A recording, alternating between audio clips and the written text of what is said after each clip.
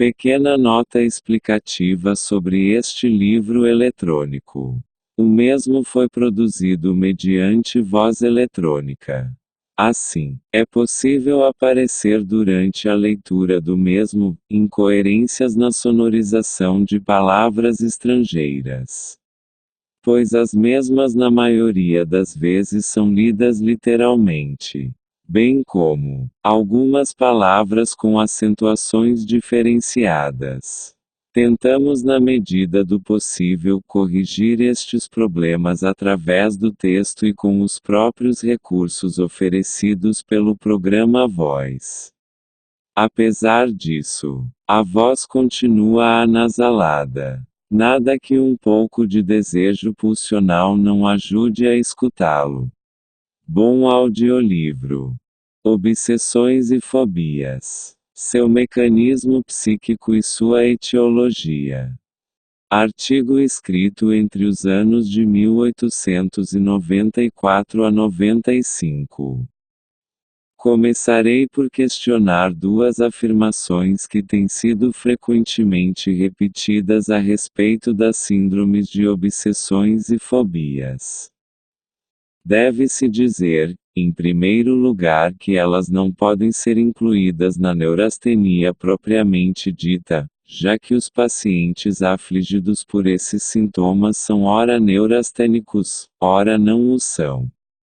E, em segundo lugar, não temos justificativa para encará-las como efeito de degeneração mental, pois são encontradas em pessoas não mais degeneradas do que a maioria dos neuróticos em geral, e porque às vezes elas se recuperam e outras vezes conseguimos até mesmo curá-las. As obsessões e as fobias são neuroses distintas com mecanismo e etiologia específica que consegui demonstrar num certo número de casos e que, segundo espero, se revelarão semelhantes num número de casos novos. Quanto à classificação do assunto, proponho, em primeiro lugar, excluir um grupo de obsessões intensas que nada mais são do que lembranças, imagens inalteradas de eventos importantes. Como exemplo, posso citar a obsessão de Pascal. Ele sempre achava estar vendo um abismo à sua esquerda. Abre aspas. Depois de quase ter sido atirado no Sena em seu coche. Fecha aspas. Tais obsessões e fobias podem ser chamadas de traumáticas e estão ligadas aos sintomas da histeria. A parte esse grupo, devemos distinguir a. As obsessões verdadeiras. B. As fobias. A diferença essencial entre elas é a seguinte. Dois correspondentes são encontrados em toda obsessão. Primeiro, uma representação que se impõe ao paciente. Segundo, um estado emocional associado. No grupo das fobias, esse estado emocional é sempre de angústia, ao passo que, nas obsessões verdadeiras, outros estados emocionais como a dúvida, o remorso ou a raiva podem ocorrer tanto quanto a angústia. Tentarei primeiramente explicar o mecanismo psicológico, realmente notável, das obsessões verdadeiras, ou melhor, um mecanismo bem diferente do das fobias. Artigo 1º. Em muitas obsessões verdadeiras, é evidente que o principal é o estado emocional, já que este permanece inalterado, enquanto a representação a ele associada varia. A jovem do caso 1. Citado adiante, por exemplo, sentia um certo grau de remorso por toda sorte de razões. Por ter cometido um furto, por ter maltratado as irmãs, por ter fabricado dinheiro falso, etc. As pessoas que duvidam têm muitas desconfianças simultânea ou sucessivamente. É o estado emocional que permanece constante nelas, a representação muda. Em outros casos, a representação também parece fixada, como no caso 4, da menina que perseguia os empregados da casa com um ódio incompreensível, embora modificando constantemente o objeto individual. Ora, uma cuidadosa análise psicológica desses casos mostra que o estado emocional como tal, é sempre justificado. A moça do caso 1, que sofria de remorso, tinha boas razões para isso. A mulher do caso 3, que duvidava de sua capacidade de resistência à tentação, sabia muito bem por quê. A moça do caso 4, que detestava os criados, tinha bons motivos para se queixar, etc. É nessas duas características que reside a marca patológica. Primeiro, o estado emocional persiste indefinidamente. Segundo, a representação associada não é mais a representação apropriada original, relacionada com a etiologia da obsessão, mas uma representação que a substitui, um sucedâneo dela. A prova disso é o fato de que sempre conseguimos descobrir, na história prévia do paciente, no início da obsessão, a representação original que foi substituída. Todas as representações substituídas têm atributos comuns, elas correspondem a experiências realmente penosas na vida sexual do sujeito que ele se esforça por esquecer. Consegue meramente substituir a representação incompatível por uma outra, mal adaptada para se associar com o estado emocional, o qual por sua vez permanece inalterado. É essa mal aliança ou combinação ruim entre o estado emocional e a representação associada que explica os disparates tão característicos das obsessões. Passo agora a apresentar minhas observações, e concluirei com uma tentativa de explicação teórica. Caso 1. Uma jovem censurava-se por coisas que sabia serem absurdas. Por ter roubado, fabricado dinheiro falso, por envolver-se numa conspiração, etc., conforme o que tivesse lido durante o dia. Reinstauração da representação substituída. Ela se recriminava pela masturbação que vinha praticando em segredo, sem conseguir abandoná-la. Foi curada por uma cuidadosa vigilância que a impediu de se masturbar. Caso 2. Um rapaz, estudante de medicina, sofria de obsessão análoga. Recriminava-se por toda sorte de atos imorais. Por ter matado o primo, violado a irmã, ateado fogo a uma casa, etc. Chegou ao ponto de ter que se voltar na rua para ver se não tinha assassinado a última pessoa a passar por ele. Reinstauração. Ficara muito afetado pela leitura, num livro paramédico, de que a masturbação, na qual era viciado, destruía a moral das pessoas. Caso 3. Várias mulheres queixaram-se de um impulso obsessivo de se atirarem pela janela, ferirem seus filhos com facas, tesouras, etc. Reinstauração, obsessões baseadas em tentações típicas. Tratava-se de mulheres que, inteiramente insatisfeitas com seus casamentos, tinham de lutar contra os desejos e ideias voluptuosas que constantemente as perturbavam a visão de outros homens. Caso 4. Uma moça perfeitamente sadia e muito inteligente exibia um ódio incontrolável pelos empregados de sua casa. Este fora deflagrado em conexão com uma criada impertinente e se transferia de criada para criada, a ponto de tornar o serviço doméstico impossível. O sentimento era uma mistura de ódio e repugnância. Ela se justificava dizendo que a grosseria dessas moças arruinava a sua representação do amor. Reinstauração. Essa moça fora testemunha involuntária de uma cena de amor em que sua mãe tomara parte.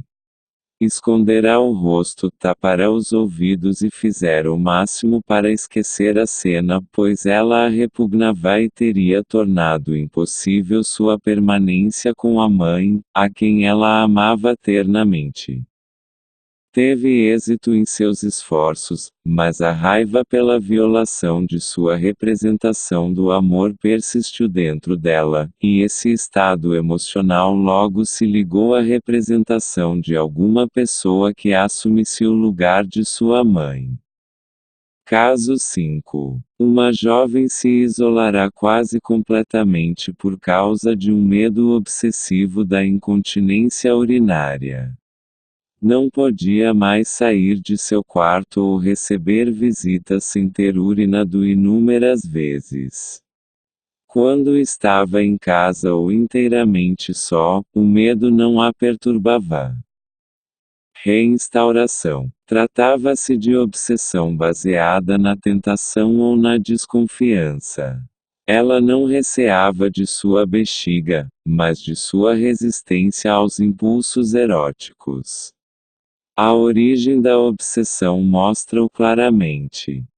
Uma vez, no teatro, vendo um homem que a atraía, ela sentiu um desejo erótico, acompanhado. Abre parênteses. Como as poluições espontâneas nas mulheres sempre o são. Fecha parênteses. De um desejo de urinar. Foi obrigada a deixar o teatro e, a partir desse momento, viu-se presa do medo de experimentar a mesma sensação, mas o desejo de urinar substituirá o desejo erótico. Ficou curada. Embora os casos que enumerei mostrem graus variáveis de complexidade, têm em comum o seguinte. A representação original incompatível foi substituída por outra representação. A representação substituta. Nos casos que apresento agora, a representação original foi substituída, mas não por outra representação. Foi substituída por atos ou impulsos que serviram originalmente como medidas de alívio, ou como procedimentos protetores, e que são agora excentricamente associados a um estado emocional que não lhes é adequado, mas que permaneceu inalterado e continuou a ser tão justificável quanto em sua origem. Caso 6. Aritmomania obsessiva. Uma mulher via-se na obrigação de contar as tábuas do assoalho, os degraus da escada etc., atos estes que praticava num ridículo estado de angústia. Reinstauração. Ela começara a contar para desviar sua mente das representações obsessivas de tentações. Conseguira fazê-lo, mas o impulso de contar substituirá a obsessão original. Caso 7. Preocupação e especulação obsessiva. Uma mulher sofria de ataques dessa obsessão que só cessavam quando ela adoecia. Cedendo então lugar a temores hipocondríacos. O tema de sua preocupação era sempre uma parte ou função de seu corpo, como por exemplo, a respiração. Abre aspas. Porque preciso respirar. Suponhamos que eu não queira respirar. Fecha aspas. Etc. Reinstauração. Logo no princípio ela sofrerá do medo de enlouquecer, fobia hipocondríaca bastante comum entre mulheres não satisfeitas por seus maridos, como era seu caso. Para se assegurar de que não estava louca, de que estava ainda de posse de suas faculdades mentais, começara a se fazer perguntas e a se interessar por problemas sérios. Isso inicialmente a acalmará, mas com o tempo, o hábito da especulação substituiu a fobia. Por mais de 15 anos, alternaram-se nela períodos de medo mórbido de contrair doença e de especulação obsessiva. Caso 8. Dúvida da loucura. Vários casos mostraram os sintomas típicos dessa obsessão, mas foram explicados de forma muito simples. Essas pessoas tinham sofrido ou sofriam ainda de várias obsessões, e o conhecimento de que essas obsessões haviam perturbado todos os seus atos e interrompido muitas vezes o curso de seu pensamento provocava uma dúvida legítima quanto à confiabilidade de sua memória. Todos já tivemos nossa confiança abalada. Já fomos forçados a reler uma carta ou refazer um cálculo quando nossa atenção é várias vezes dispersada durante a realização desse ato. A dúvida é um resultado bastante lógico na presença de obsessões. Caso 9. Medo da hesitação. A moça do caso 4 se tornara extremamente vagarosa na execução de todos os seus atos cotidianos, em especial na de sua toalete. Levava horas para amarrar os sapatos ou limpar as unhas. À guisa de explicação, dizia que não conseguia fazer sua toalete enquanto as representações obsessivas ocupavam sua mente, nem imediatamente após. Assim, acostumara-se a esperar um intervalo definido depois de cada retorno da representação obsessiva. Caso 10. Medo de pedacinhos de papel. Uma jovem sofria de escrúpulos após ter escrito uma carta, ao mesmo tempo, juntava todos os pedaços de papel que enxergava. Explicou esse fato confessando um amor que antes se recusara a admitir. Em consequência da repetição constante do nome de seu amado, fora dominada pelo medo de que esse nome pudesse ter-lhe escapado da pena, de que pudesse tê-lo escrito em algum pedaço de papel num momento de introspecção. Caso 11. Misofobia. Abre parênteses. Medo patológico de germes e sujeira.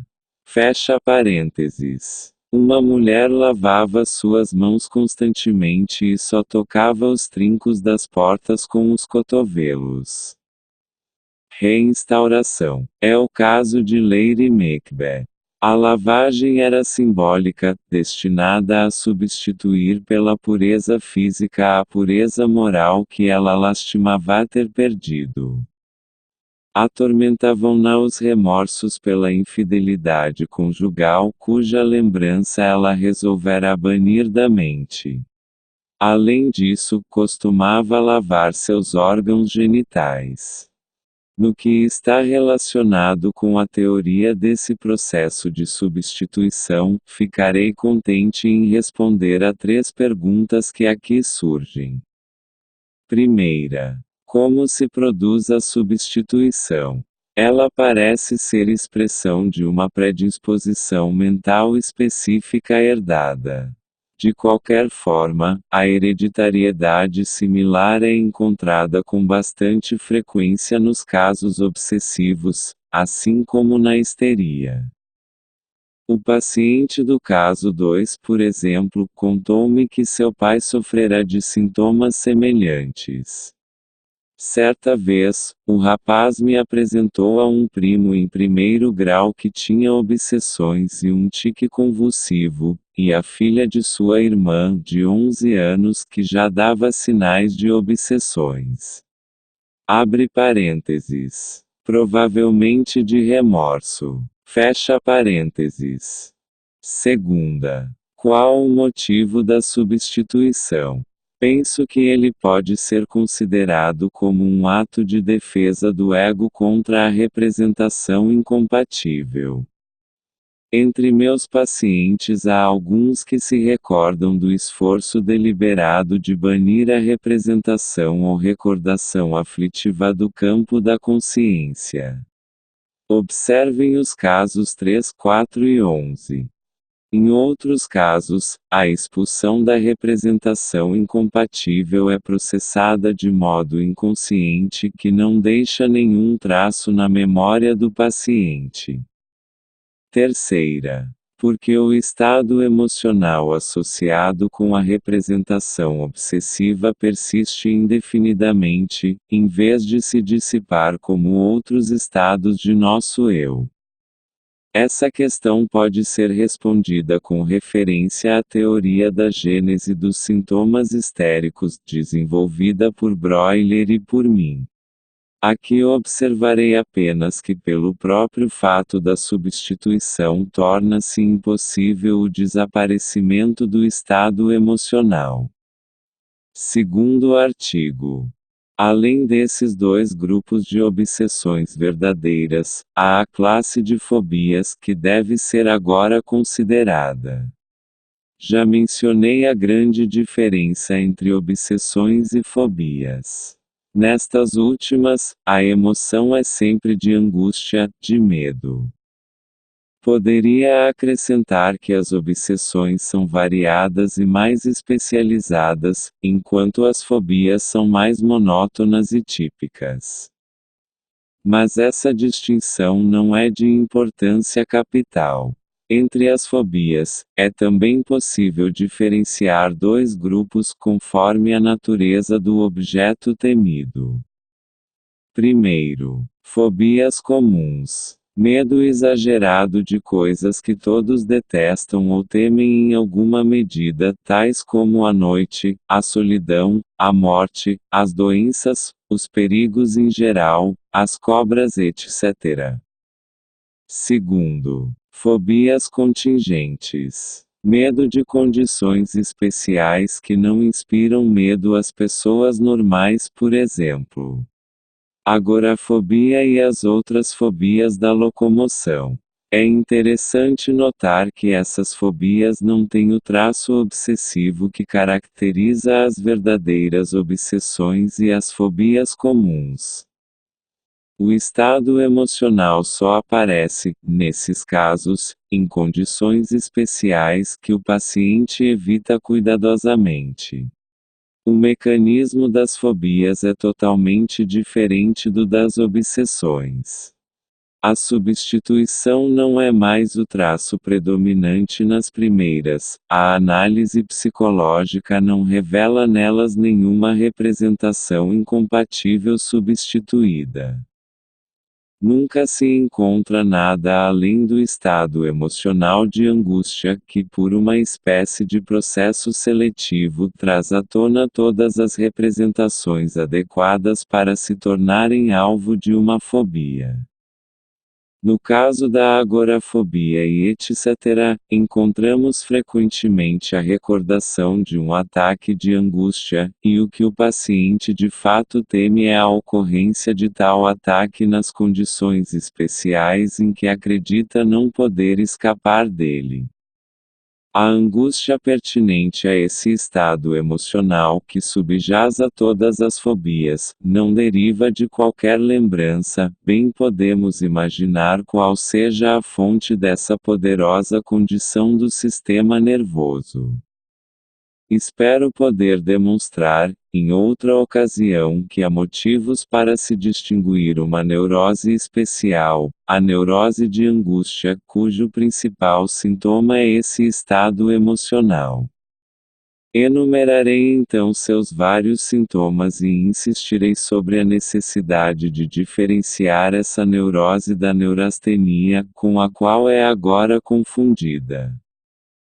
As fobias, portanto, fazem parte da neurose de angústia, e são quase sempre acompanhadas por outros sintomas do mesmo grupo.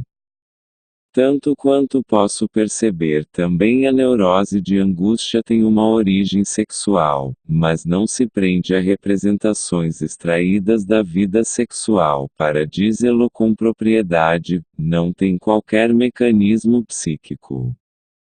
Sua causa específica é a acumulação de tensão sexual produzida pela abstinência ou pela excitação sexual não consumada. Usando o termo como fórmula geral para os efeitos do coitus reservatus, da impotência relativa do marido, da excitação não satisfeita dos noivos, da abstinência forçada, etc. É nessas condições, extremamente frequente na sociedade moderna, especialmente entre as mulheres, que se desenvolve a neurose de angústia. Abre parênteses. Da qual as fobias são uma manifestação psíquica. Fecha parênteses. Para concluir, posso assinalar que é possível coexistirem combinações de uma fobia com uma obsessão propriamente dita, e essa é de fato uma ocorrência muito frequente. Podemos constatar que uma fobia se desenvolverá no início da doença como um sintoma de neurose de angústia. A representação que constitui a fobia e que é associada ao estado de medo pode ser substituída por outra representação, ou melhor, pelo procedimento protetor que parecia aliviar o medo. O caso 7 fornece um nítido exemplo desse grupo, a especulação obsessiva. Uma fobia acompanhada de uma obsessão substitutiva verdadeira. Fim do artigo sobre as obsessões e fobias de 1894 a 95. Nota: as concepções de Freud sobre as fobias. A mais antiga abordagem feita por Freud do problema das fobias foi seu primeiro artigo sobre as psiconeuroses de defesa em 1894-A. Tratou-o de modo bem mais completo, um ano depois, na segunda seção do frequente artigo, e voltou a aludir a ele no primeiro artigo sobre a neurose de angústia de 1895b, escrito logo depois. Em todas essas primeiras discussões das fobias não é difícil detectar alguma incerteza. De fato, numa outra breve referência à questão, no segundo artigo sobre a neurose de angústia de 1895f, Freud qualifica de obscuro o mecanismo das fobias. No primeiro desses artigos ele atribuirá o mesmo mecanismo à maioria das fobias e obsessões, salvo as fobias puramente histéricas e o grupo de fobias típicas das quais um modelo é a agorafobia. Essa última distinção, que ocorre pela primeira vez numa nota de rodapé, iria revelar-se crucial, pois implicava uma distinção entre as fobias de base psíquica e as fobias típicas. Sem qualquer base psíquica. Assim, essa distinção se ligava à separação entre o que seria posteriormente conhecido como psiconeuroses e neuroses atuais. Nesses primeiros artigos, entretanto, a distinção não era consistentemente traçada. Dessa forma, no frequente artigo, ela parece ser feita não entre dois grupos diferentes de fobias. Abre parênteses. Como no texto mais antigo. Fecha parênteses. Mas entre, de um lado, as obsessões de base psíquica e, de outro, as fobias sem base psíquica, sendo estas últimas declaradas parte da neurose de angústia. Aqui, entretanto, o quadro se confunde pela divisão adicional das fobias em dois grupos, de acordo com a natureza de seus objetos, e também pela discriminação. Abre parênteses. Como no primeiro artigo. Fecha parênteses. De uma outra classe de fobias. Abre aspas. Que poderiam ser chamadas de traumáticas e que estão ligadas aos sintomas da histeria. Fecha aspas. Além disso, no artigo sobre neurose de angústia, a principal distinção não se referia às obsessões e fobias como aqui, porém, mais uma vez, a distinção entre as fobias pertencentes à neurose obsessiva e as pertencentes à neurose de angústia, se bem que, ainda uma vez, a distinção se estabelecesse entre a presença e a ausência de uma base psíquica. Nesses artigos, portanto, permaneceram certos vínculos indeterminados entre as fobias, a histeria, as obsessões e a neurose de angústia. Com exceção de pouquíssimas alusões aqui e ali, o tema das fobias parece não ter sido discutido por Freud, após o frequente grupo de artigos durante quase 15 anos. Então, no caso clínico do pequeno Hans de 1909b, deu-se o primeiro passo em direção ao esclarecimento desses pontos obscuros com a introdução de uma nova entidade clínica, a histeria de angústia. Naquele texto, Freud observou que as fobias, abre aspas, devem ser consideradas apenas como síndromes que podem fazer parte de várias neuroses, e não precisamos classificá-las como um processo patológico independente. Fecha aspas, e propôs então o nome de histeria de angústia, para um tipo específico de fobia cujo mecanismo se assemelhava ao da histeria. Foi nesse caso clínico e no caso posterior do Homem dos Lobos de 1914 e 1918b que Freud forneceu sua mais completa descrição clínica das fobias. Sucedendo ambas, naturalmente, em crianças. Um pouco mais tarde, em seus artigos metapsicológicos sobre o recalcamento e o inconsciente de 1915d, ele entrou numa discussão detalhada da metapsicologia do mecanismo que produz as fobias, quer relacionadas à histeria ou à neurose obsessiva. Restou, porém, o problema das fobias típicas, da neurose de angústia, que remonta ao primeiro do frequente conjunto de artigos. Aqui, como vimos, toda a questão das neuroses atuais estava envolvida, e esta só seria inteiramente elucidada ainda mais tarde, em Inibição, Sintoma e Angústia de 1926d, cujo núcleo é um reexame das fobias do pequeno Hans e do Homem dos Lobos. Fim da nota.